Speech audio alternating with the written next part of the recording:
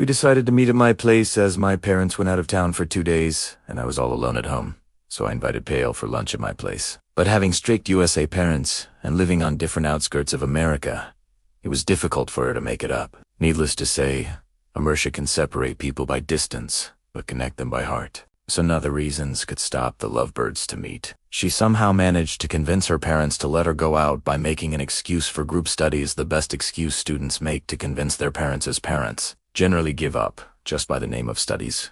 And that happened with her too. Poor parents. I was eagerly waiting for her to come as this was the first time we were meeting other than the college campus. Yes, it was our first date. After getting into the relationship, we can say. Finally, the doorbell rang at 11 a.m. And so did my heartbeat. If there were any mechanism to hear the tinkle of my heartbeat, one could easily get my excitement.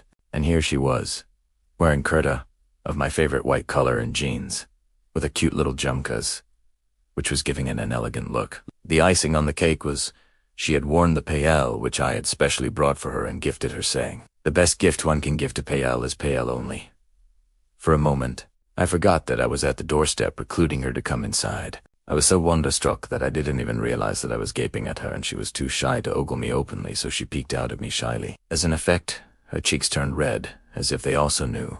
Red goes very well with white. "Stop staring at me like this, and let me come in first. You have an entire day to do so." She winked at me. Saying this, she flirtily pushed me inside and entered. She adjusted herself on the couch beside me hesitatingly, to make her feel comfortable. I started chit-chatting and cracking lame jokes. I started telling her about how notorious I was as a child, and also told her all the nasty things I had done in my school and college days, just to make her laugh. Then she made delicious Cindy-style lunch for both of us. Rather than going on fancy dates or fascinating candlelight dinners, we preferred our first date to be simple and real. We fed each other. We felt it like a simulation of how our lives will be together in the future. Food tastes better when someone else is feeding you, especially if that someone is the love of your life. Isn't it?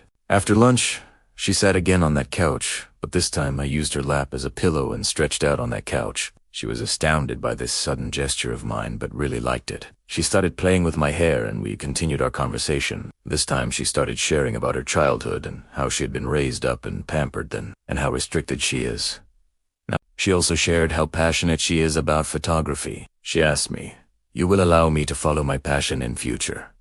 Nah. I was shocked by this question out of the blue, but I liked the way she mentioned our future together. I promised her that I will always stand by her side, no matter what. On that, she felt so happy that she bent down on my face and pecked me on the forehead. I could clearly see the love in her eyes.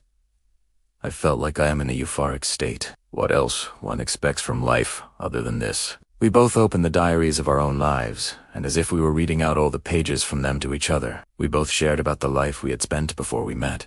My bad habits, her past relationships, my past jobs, and everything. The day fell too short to share everything, and here it was her time to leave. She felt the urge to stop the time like all the lovers feel when they're with their loved ones. She hugged me tightly as though she wanted to carry a part of me with her, and I held her tightly and embraced her as if I wanted to contain her. I pecked her on the forehead, cheeks, and all over the face, and then we locked our lips. Yes, it was our first kiss.